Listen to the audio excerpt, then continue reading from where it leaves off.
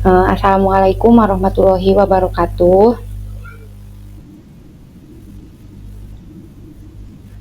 Satu acana panginten abdi hatur nuhun karena waktosna ibu sareng bapak anu parantos ngahadiran dina Google Meet dinten ayeuna. Eh, Pindah channelnya Pak ku bahasa Indonesia. Untuk Google Meet sekarang, saya ada tugas dari calon guru penggerak yaitu untuk diseminasi budaya positif modul 1.4. Yang mana dalam modul 1.4 ini ada beberapa materi yang akan disampaikan, ada 8 materi, yaitu tentang konsep inti modul budaya positif. Yang pertama, perubahan paradigma belajar, yang kedua, disiplin positif, yang ketiga, motivasi perilaku manusia, yang keempat, keyakinan kelas, yang kelima, hukuman dan penghargaan, yang keenam, kebutuhan dasar manusia, yang ketujuh posisi kontrol, dan yang kedelapan segitiga restitusi. Untuk materi yang pertama yaitu mengenai pembelajaran dengan paradigma baru. Apa itu pembelajaran dengan paradigma baru? Pembelajaran dengan paradigma baru yaitu dirancang berdasarkan prinsip pembelajaran yang terdiferensiasi sehingga setiap siswa belajar sesuai dengan kebutuhan dari tahap perkembangannya untuk mewujudkan profil pelajar Pancasila, yang dimana sejalan selaras dengan kurikulum kita sekarang yaitu kurikulum merdeka dengan tujuan akhirnya yaitu peserta didik bertumpu mempunyai sikap profil pelajar Pancasila. Nah, di sini ada sebuah ilustrasi yaitu yang pertama Anda adalah A. Tugas Anda adalah mengepalkan salah satu tangan Anda.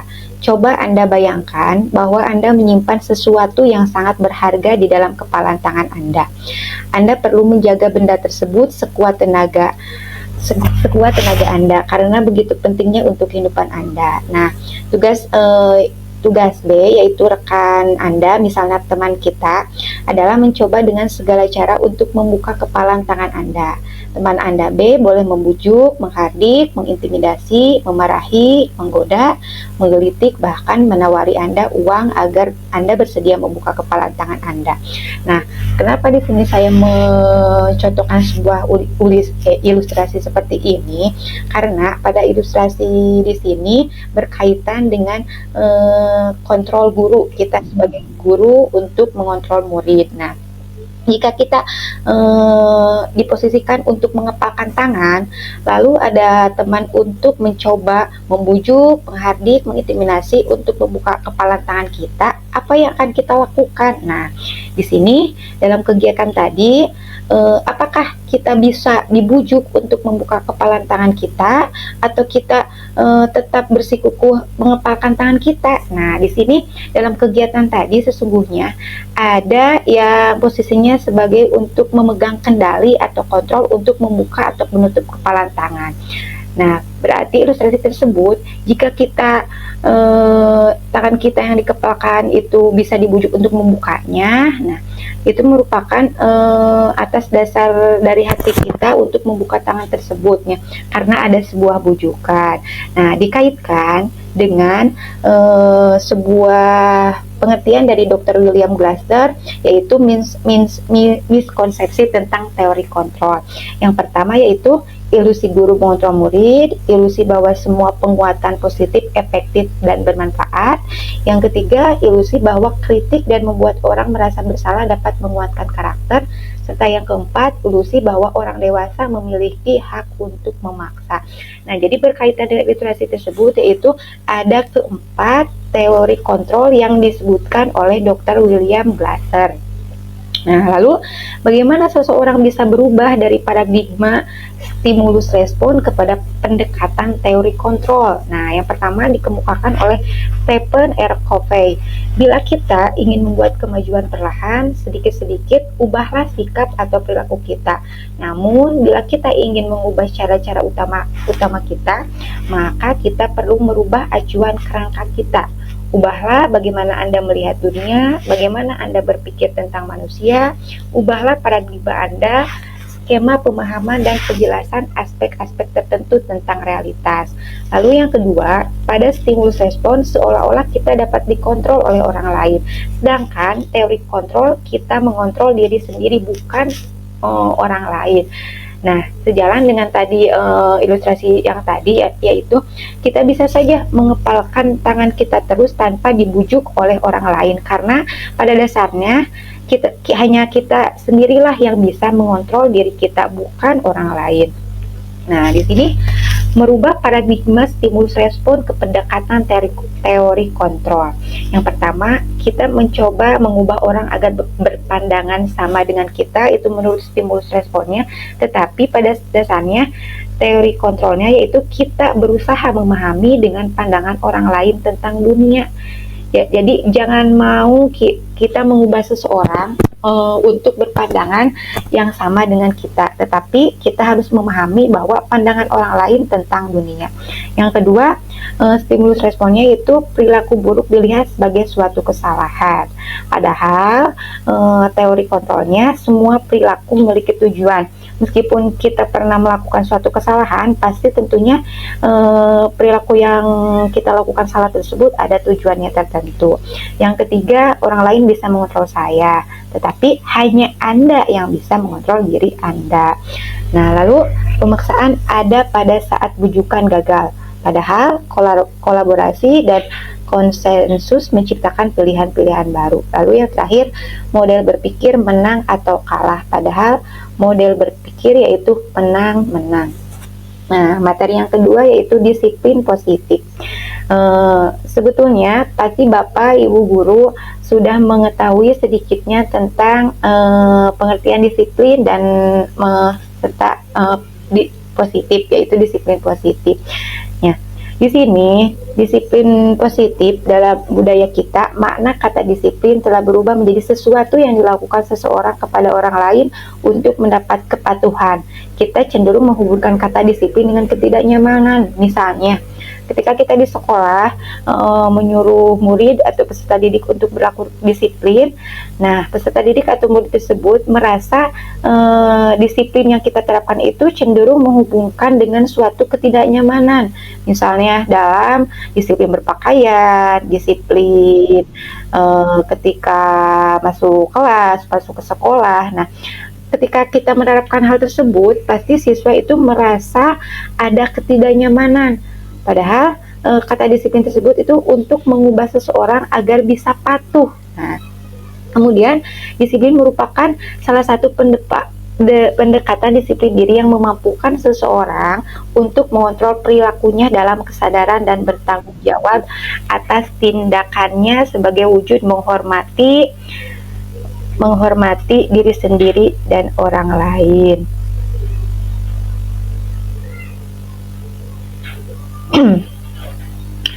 Nah, kemudian sebagai pendidik, tujuan kita adalah menciptakan murid untuk memiliki disiplin diri, sehingga mereka bisa berperilaku yang mengacu pada nilai-nilai kebajikan universal dan memiliki motivasi intrinsik bukan ekstrinsik.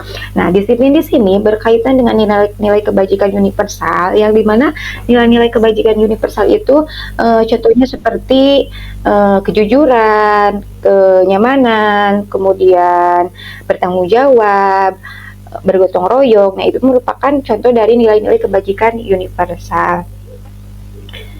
Nah, kemudian di sini berkaitan tadi disiplin positif dengan nilai kebajikan universal, yang dimana nilai kebajikan universal mempunyai makna yaitu sifat-sifat positif manusia yang merupakan tujuan mulia yang ingin dicapai setiap individu. Contohnya tadi seperti kejujuran, kenyamanan, keindahan, kesopanan, lalu kepatuhan. Nah, itu merupakan contoh dari nilai kebajikan universal sendiri.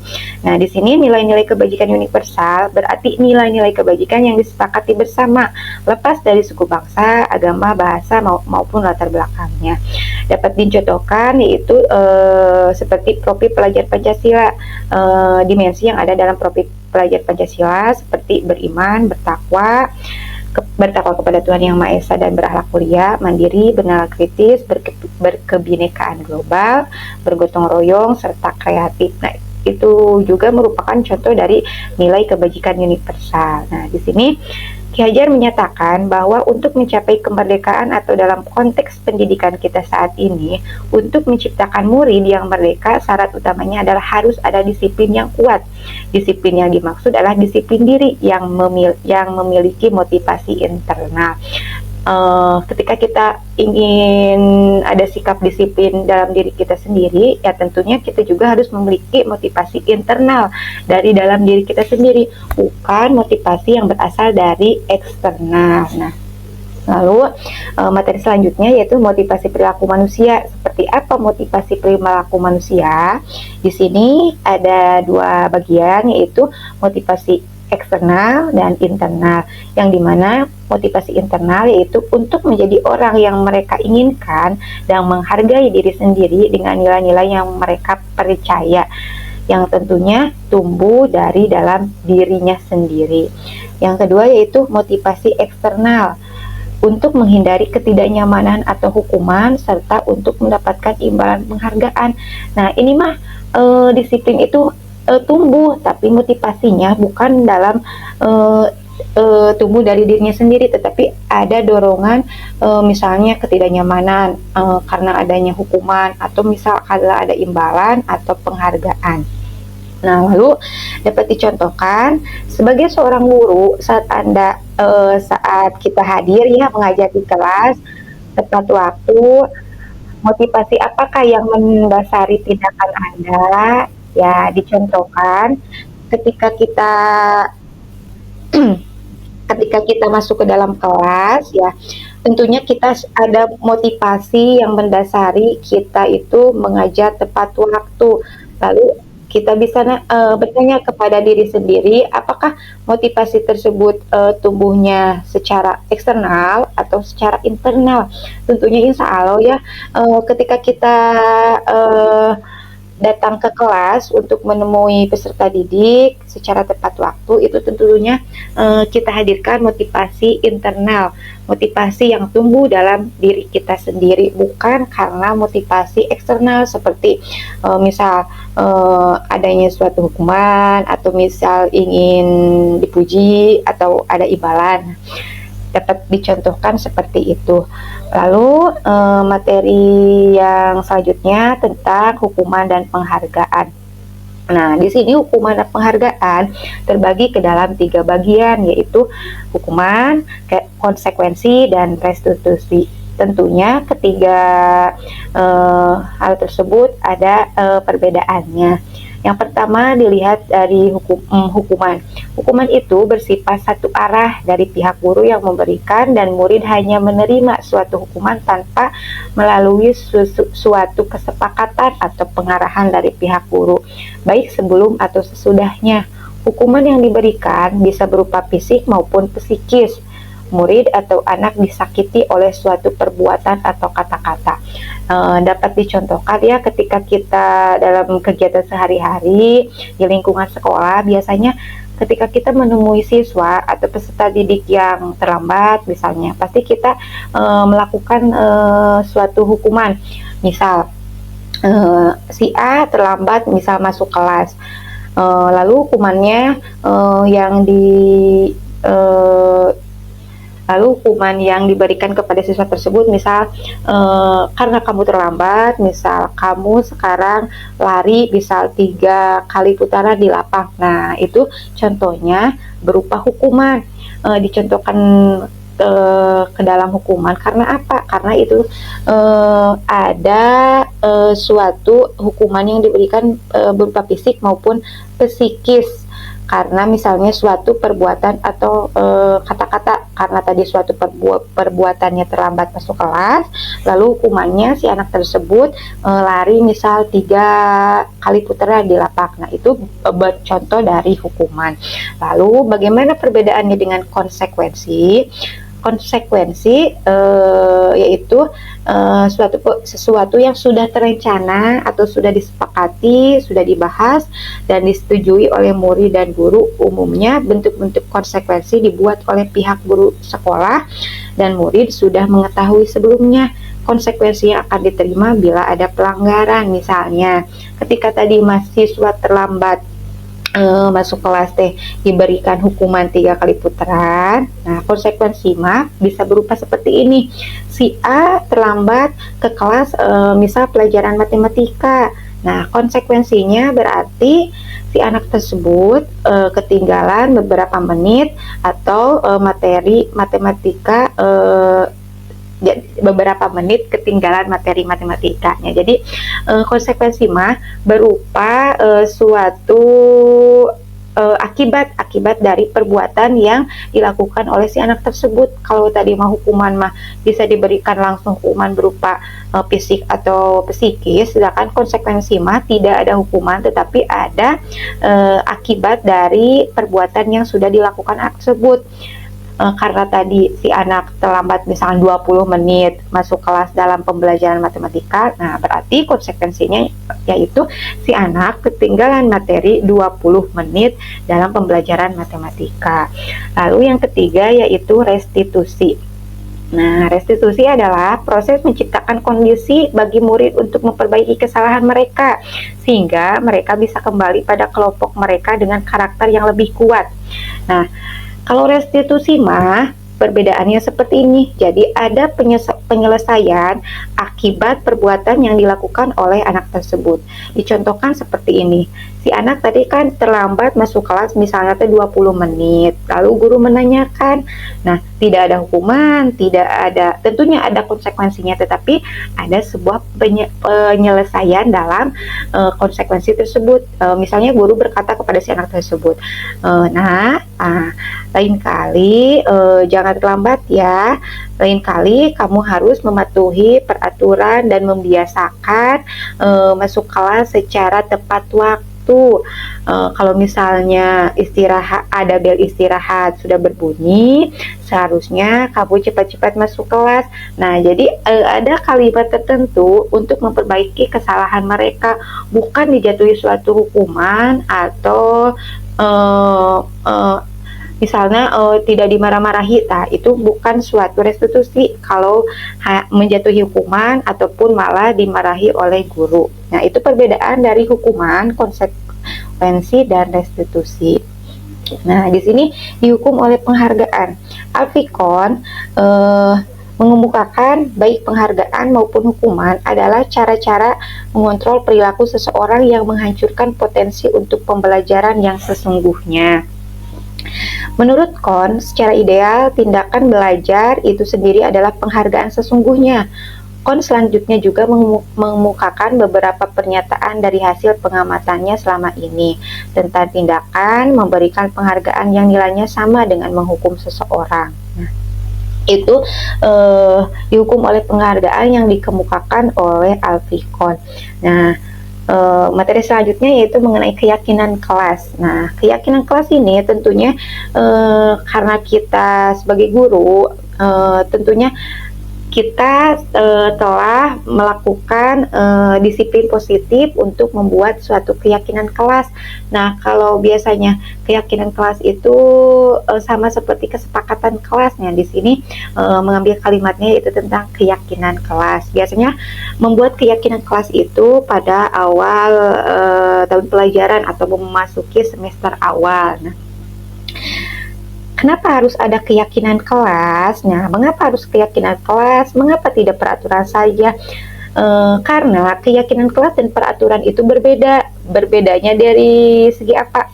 Kalau keyakinan kelas tentunya suatu hal, suatu sikap atau suatu pernyataan yang dibuat secara bersama-sama, secara diskusi dan kemudian disetujui, lalu bisa kita sahkan bersama-sama. Sedangkan peraturan itu sifatnya hanya sepihak. Misalnya peraturan yang ada di kelas, peraturan sekolah, itu kan tidak melibatkan semua pihak untuk merancang peraturan tersebut. Misal jarang kan di kelas itu ada peraturan kelas, misal yang pasti yang sudah kita kenal, yang lumrah itu dinamakan keyakinan kelas atau kesepakatan kelas. Nah, di sini untuk mendukung motivasi intrinsik kembali ke nilai-nilai atau keyakinan-keyakinan lebih menggerakkan seseorang dibandingkan mengikuti serangkaian peraturan-peraturan. Bagaimana membuat keyakinan kelas? Nah, biasanya ketika kita membuat keyakinan kelas, tentunya semua guru ataupun wali kelas mempunyai cara yang berbeda, tetapi pada dasarnya membuat keyakinan kelas itu ada aturannya. Ya, yang pertama itu lebih abstrak dari peraturan. Kenapa lebih abstrak? Karena itu kan dirancang bersama-sama, disepakati bersama, didiskusikan. Tentunya ketika kita membuat keyakinan tersebut itu unsur paripawas utama surbasa Sunda mana meraknya katingal disarek kasadayana didiskusikan khusus harangan. Nah, itu lebih abstrak dari peraturan. Kemudian berupa pernyataan universal secara umum, tidak dibuatkan secara khusus gitu ya. Kemudian dibuat dalam bentuk kalimat positif. Nah, di sini biasanya ketika kita membuat keyakinan kelas atau kesepakatan kelas itu kita biasanya menggunakan kalimat negatif, misal jangan buang sampah sembarangan. Nah, itu menurut teorinya itu teh salah sebenarnya. Kedah nama dibuat dalam bentuk kalimat positif, misal harus membuang sampah pada tempatnya, misal. Kemudian sedikit saja agar mudah diingat. Jadi tidak harus menggunakan kalimat atau pernyataan yang panjang-panjang, tetapi boleh menggunakan kalimat yang mudah diingat.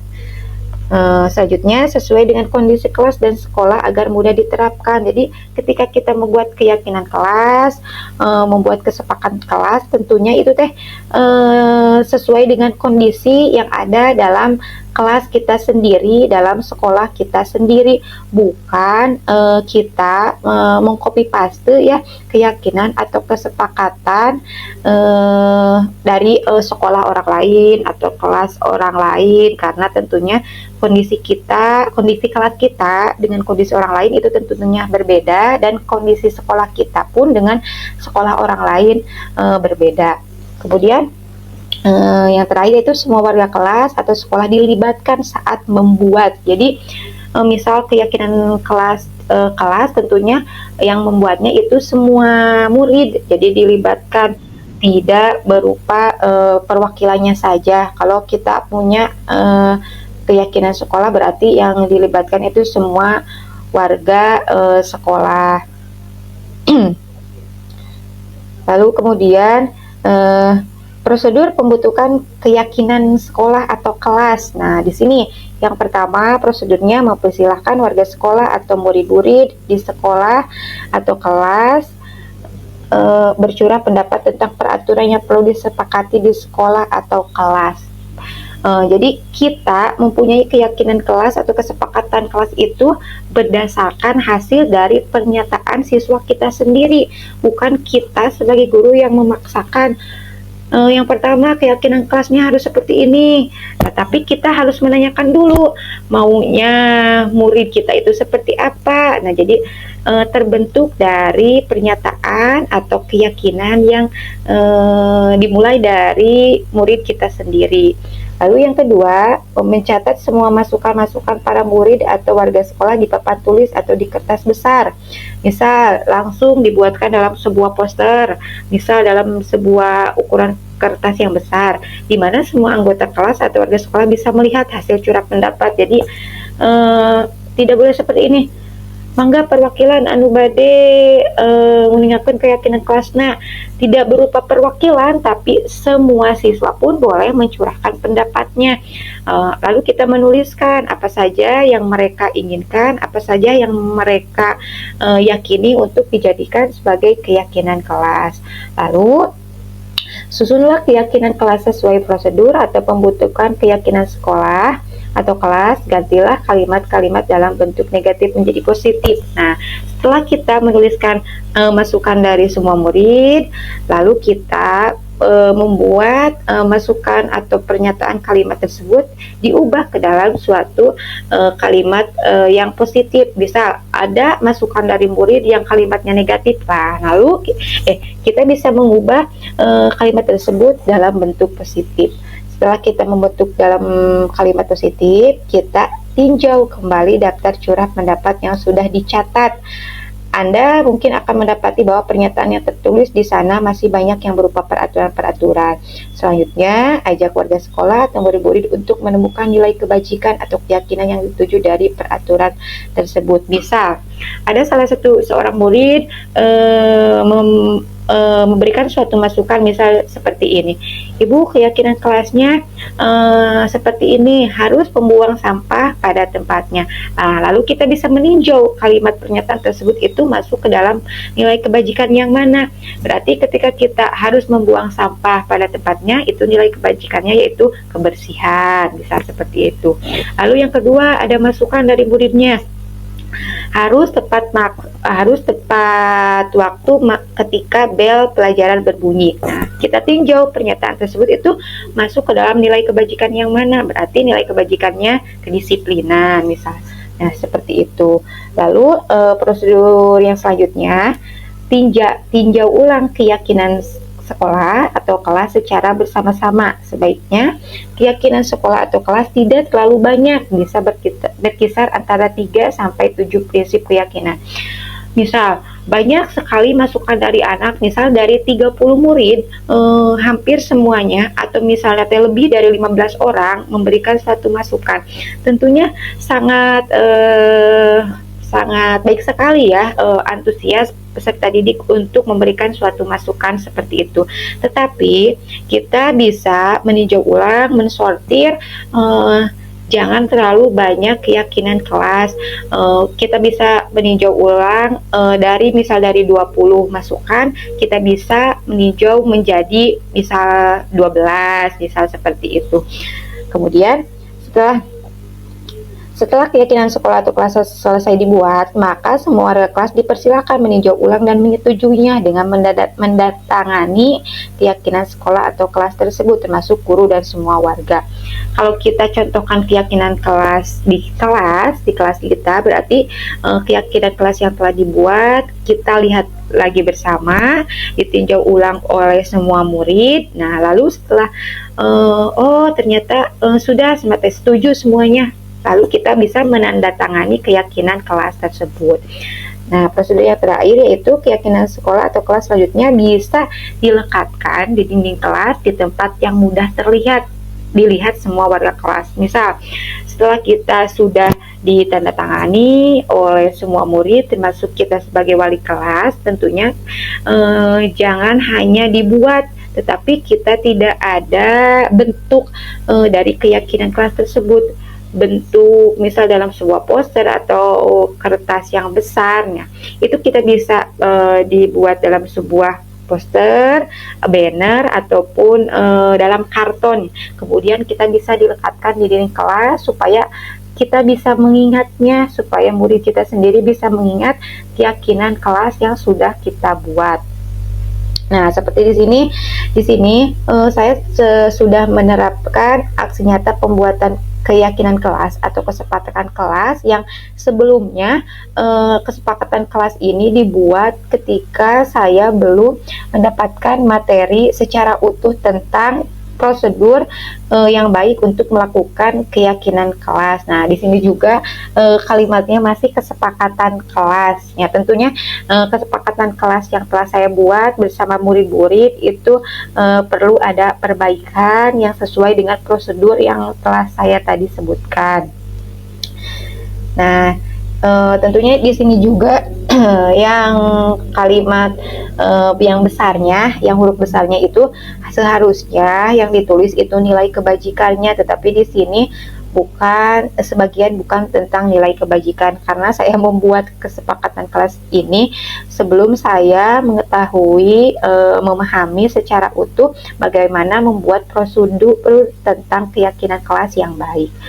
Nah, untuk materi selanjutnya yaitu tentang kebutuhan dasar manusia. Ada 5 kebutuhan dasar manusia yaitu yang pertama kebutuhan bertahan hidup. Kebutuhan bertahan hidup di sini seperti apa contohnya? Seperti kesehatan, rumah, dan makanan.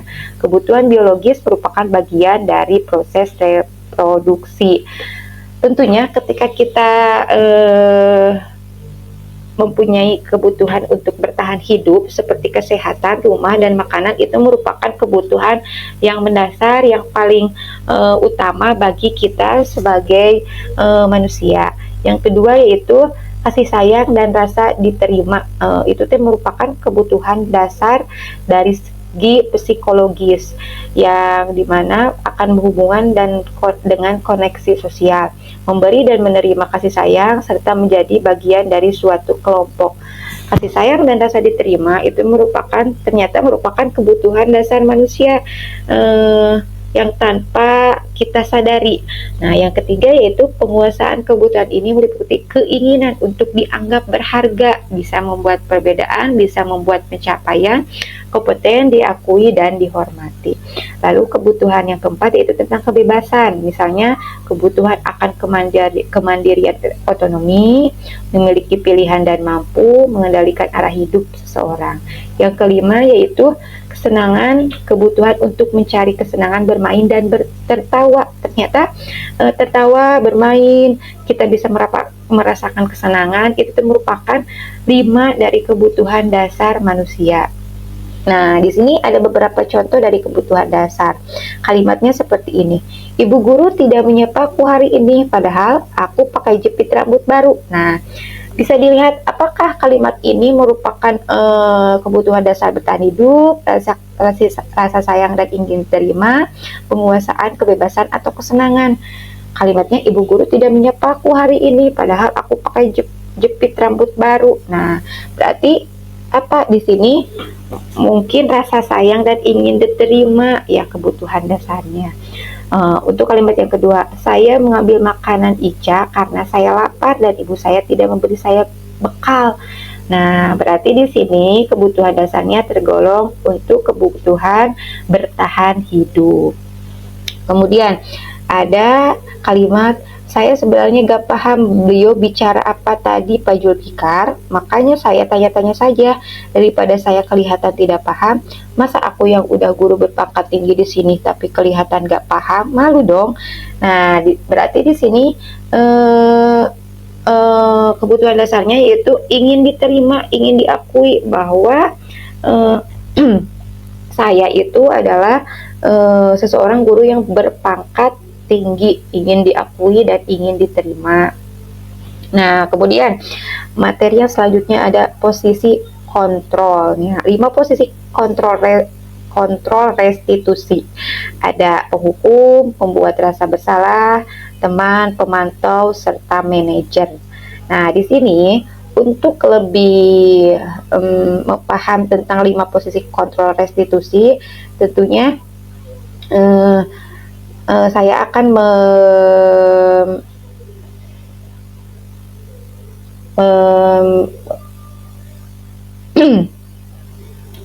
menampilkan sebuah video tentang 5 posisi kontrol.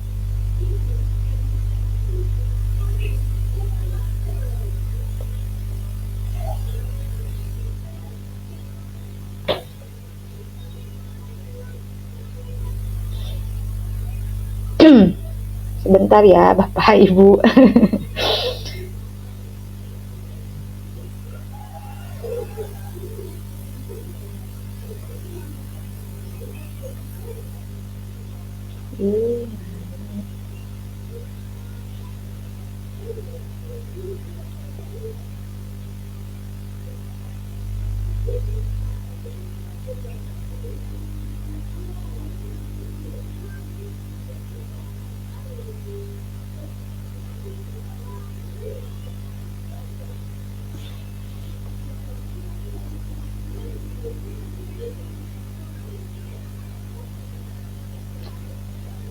Sudah terlihat share screen-nya Bapak Ibu. Di sana ada 5 posisi kontrol. Apakah sudah terlihat?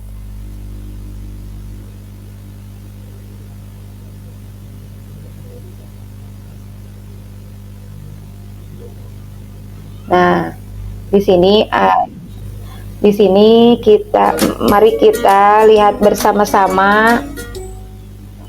Terdengar? Salam bahagia Ibu dan Bapak guru hebat.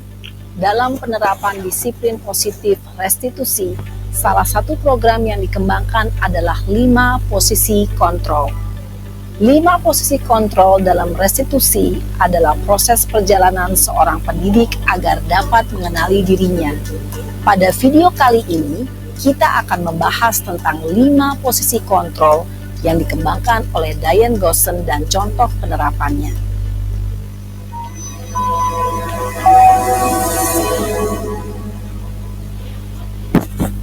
5 posisi kontrol itu adalah 1. Posisi penghukum. 2. Posisi pembuat merasa bersalah. 3. Posisi teman. 4. Posisi pemantau atau monitor. Dan 5. Posisi manajer.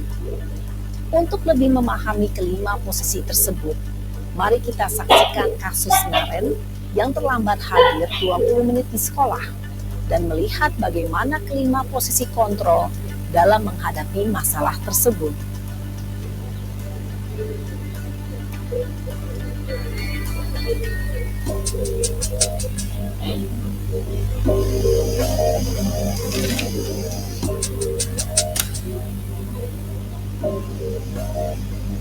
Naren!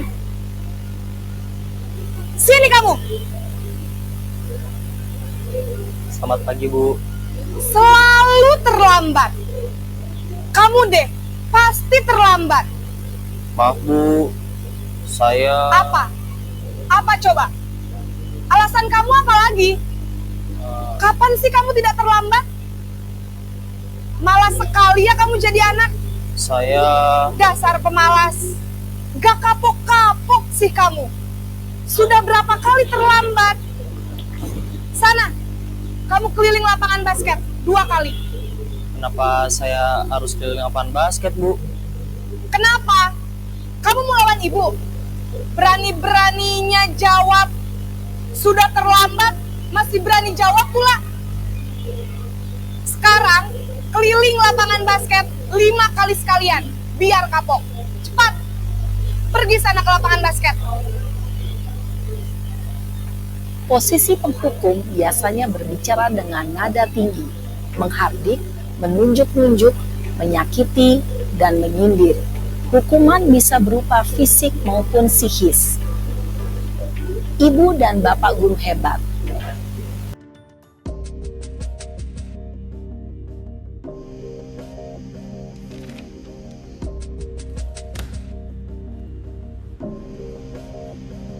Naren!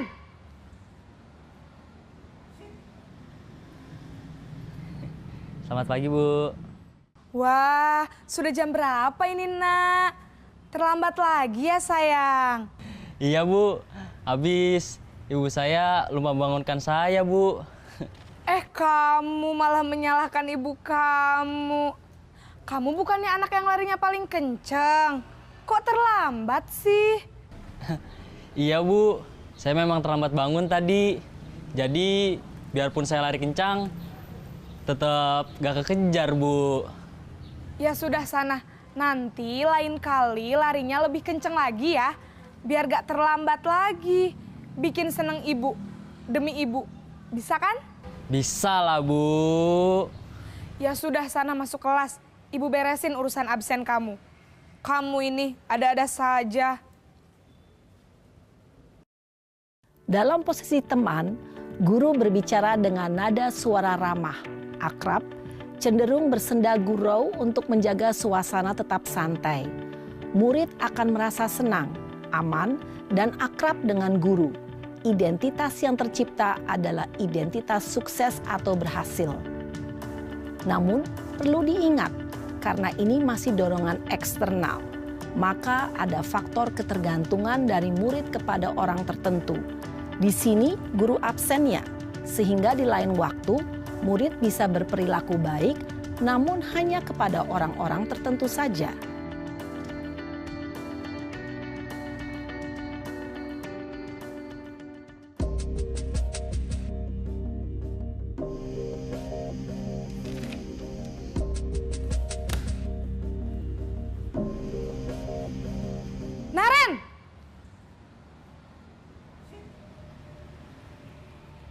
Selamat pagi, Bu.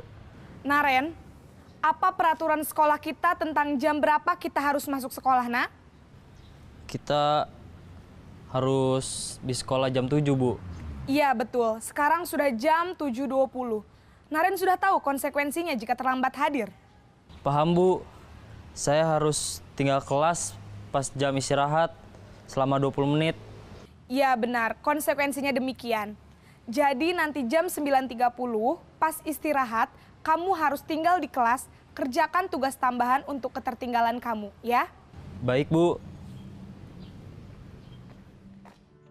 Posisi pemantau mengandalkan penghitungan atau data untuk mengontrol murid. Guru mengarahkan murid berdasarkan peraturan dan konsekuensi. Seorang pemantau menunjukkan bahasa tubuh dan ekspresi wajah yang datar dan cenderung formal.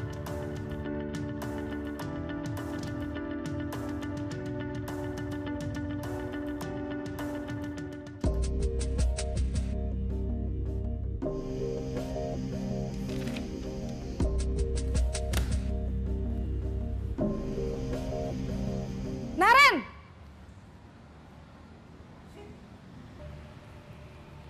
Selamat pagi, Bu. Selamat pagi, Naren. Maaf, Bu. Saya terlambat. Iya, sekolah masuknya jam 7, sekarang sudah jam 7.20. Jadi sekarang bagaimana ini, Naren? Maaf, Bu.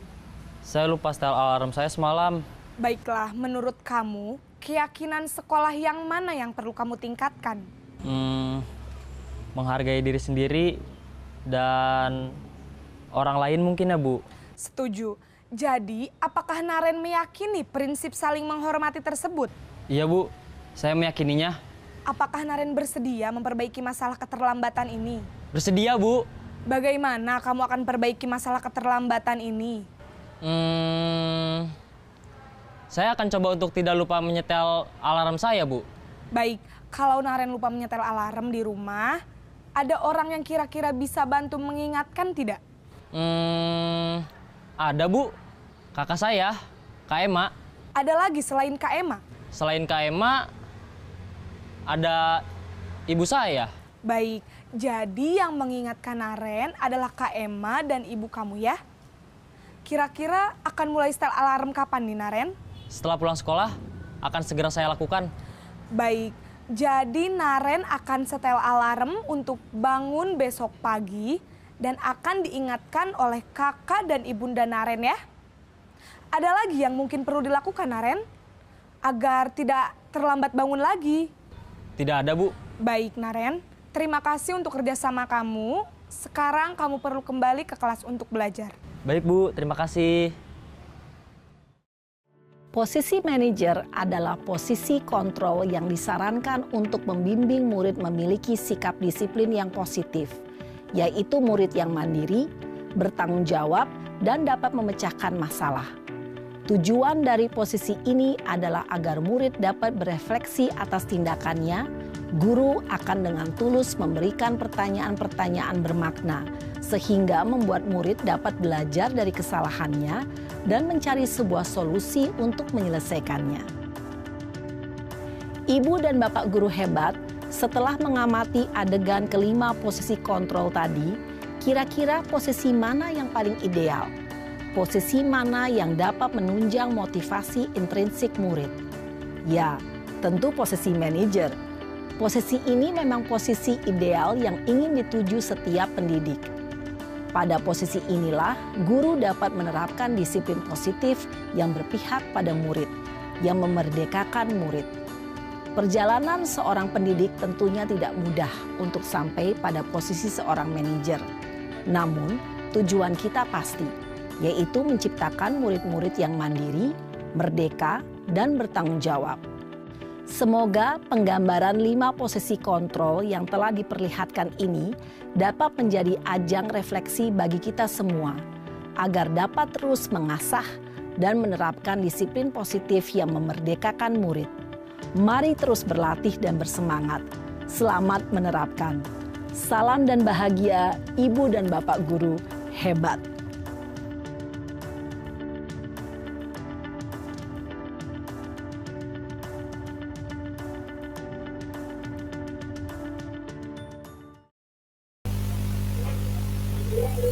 Hmm.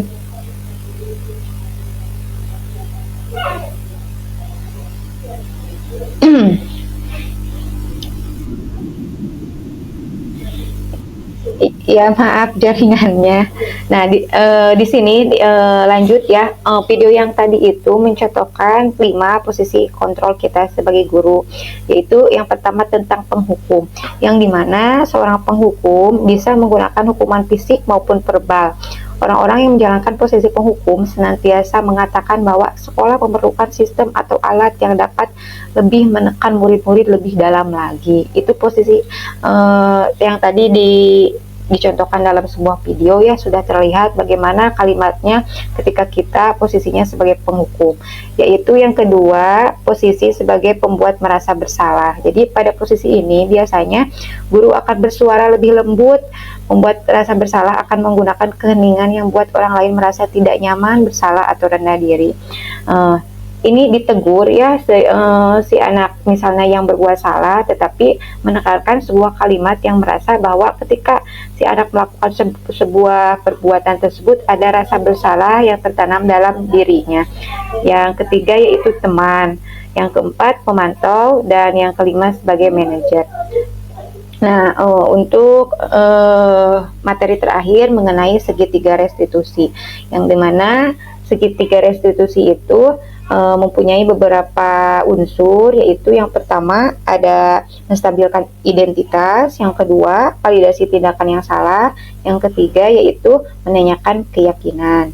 Nah, menstabilkan identitas dapat berupa sebuah pernyataan yang dimana setiap orang pasti pernah melakukan kesalahan, yang tentunya kamu bukan satu-satunya yang pernah melakukan ini. Itu kalimat atau pernyataan yang termasuk ke dalam menstabilkan identitas. Yang kedua, validasi tindakan yang salah. Kalimatnya bisa berupa seperti ini. Kamu tentu punya alasan mengapa melakukan itu. Yang kedua, adakah cara yang lebih efektif untuk mendapatkan apa yang kamu butuhkan? Yang ketiga, menanyakan keyakinan. Setelah validasi tindakan yang salah, langkah yang terakhir yaitu menanyakan keyakinan. Kalimatnya bisa berupa atau pernyataannya bisa yang berunsur keyakinan kelas apa yang telah disepakati, ataupun kamu ingin menjadi orang yang seperti apa. Nah, itu merupakan unsur dari segitiga restitusi. Nah, di sini menstabilkan identitas ada berupa cara mengatakan kalimat-kalimat. Nah, seperti berbuat salah itu tidak apa-apa, kemudian tidak ada manusia yang sempurna. Misalnya lagi, apakah kamu sedang menjadi teman yang baik buat dirimu sendiri? Nah, di sini bisa terlihat, bisa dibaca oleh Bapak Ibu. Nah, lalu validasi tindakan yang salah, kalimatnya bisa berupa kamu pasti punya alasan mengapa melakukan hal itu. Yang kedua, kamu patut bangga pada dirimu sendiri karena kamu telah melindungi sesuatu yang penting buatmu. Yang ketiga yaitu tentang menanyakan keyakinan. Kalimatnya bisa seperti ini. Apa nilai-nilai umum yang kita telah sepakati? Apa bayangan kita tentang kelas yang ideal? Lalu, kamu mau jadi orang seperti apa? Nah, di sini tentunya saya pun telah melakukan atau mengaplikasikan dari sebuah sikap tentang segitiga restitusi ya. Tentunya segitiga restitusi bisa kita aplikasikan ketika kita menemukan murid atau menemukan sebuah peserta didik yang melakukan kesalahan. Diawali dari tadi menstabilkan identitas, validasi tindakan yang salah, lalu bisa menanyakan keyakinan. Nah, mungkin dari modul 1.4 yang materinya ada 8, itu yang bisa saya jelaskan, bisa saya bagikan ya kepada ibu bapak sekalian. Tentunya pemahaman yang telah saya ketahui, yang telah saya jelaskan, tentunya masih banyak kekurangan dan kesalahannya, yang dimana insya Allah mudah-mudahan saya bisa lebih menggali ilmu dari modul 1.4 ini, dan mudah-mudahan bisa mengaplikasikannya di dalam kegiatan lingkungan sekolah. Mungkin itu yang bisa saya jelaskan, yang bisa saya paparkan. Adakah dari ibu bapak yang ingin bertanya atau menanggapi atau memberikan umpan balik dalam sesi diseminasi modul 1.4 ini? Umpan balik dari bapak ibu sangat mendukung untuk perbaikan dari kekurangan yang telah saya temui gitu. Mangga bapak ibu pilih aya umpan balikna diantos ada napi cekap wae.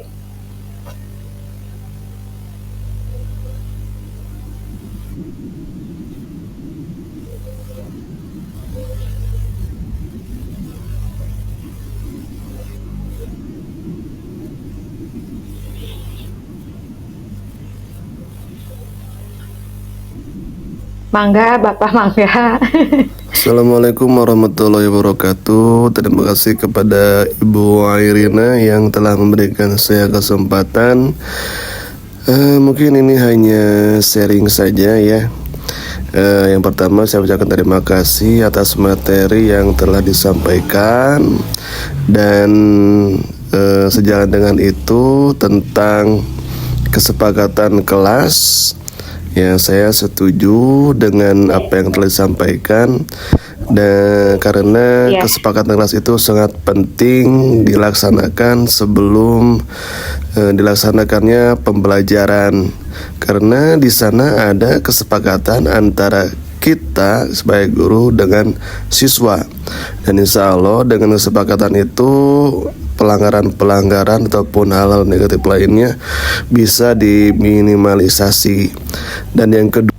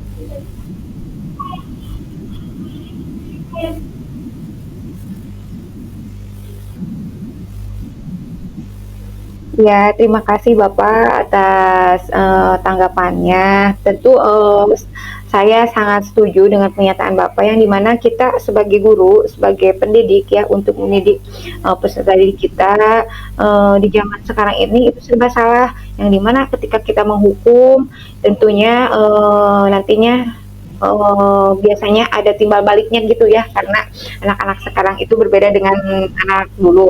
Nah, tentunya mudah-mudahan ketika saya menyampaikan materi ini sedikitnya bisa merubah paradigma kita untuk memberikan sikap yang baik kepada peserta didik kita ketika kita mendapati murid kita itu berbuat salah atau menyalahi aturan. Bisa menggunakan 5 posisi kontrol kita, ataupun kita bisa menggunakan segitiga restriksi tersebut. Mudah-mudahan kita semua sebagai pendidik tentunya diberikan kekuatan untuk mendidik peserta didik kita dengan baik. Mungkin untuk sesi tanya jawab pun dicukupkan sekian ya, dan pemaparan dari saya mungkin berakhir. Mudah-mudahan sedikit banyaknya ada manfaatnya, dan mudah-mudahan tidak menjadikan puas bagi kita semua untuk tetap menggali ilmu kita, ilmu untuk mendidik peserta didik kita menjadi peserta didik yang lebih baik dan menjadi peserta didik yang tentunya mempunyai akhlak yang baik di masa yang akan datang. Terima kasih Bapak Ibu atas waktunya. Sekian, saya tutup dengan bacaan hamdalah. Alhamdulillahirabbil alamin. Wassalamualaikum warahmatullahi wabarakatuh.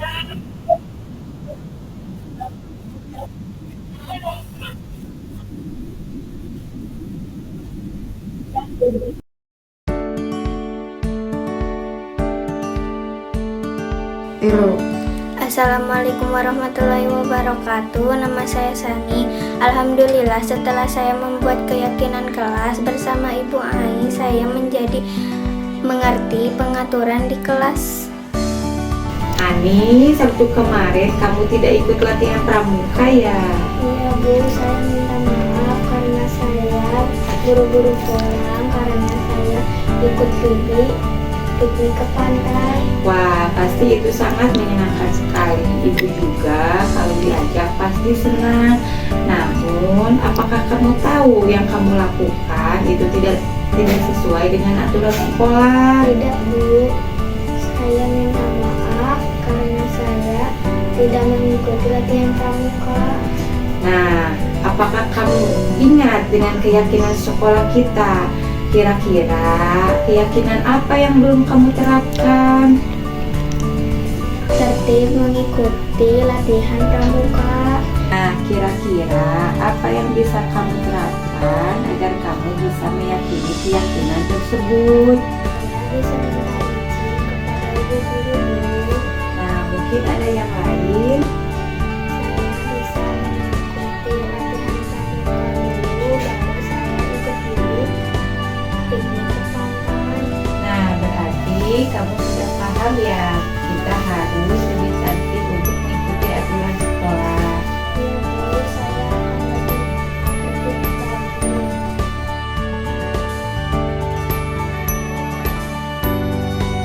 Assalamualaikum. Waalaikumsalam, silakan duduk, Nay.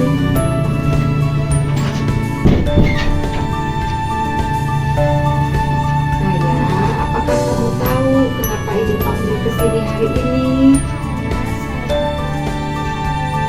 Nah, coba sekarang ceritakan kepada Ibu kenapa kamu bisa ngambil contekan.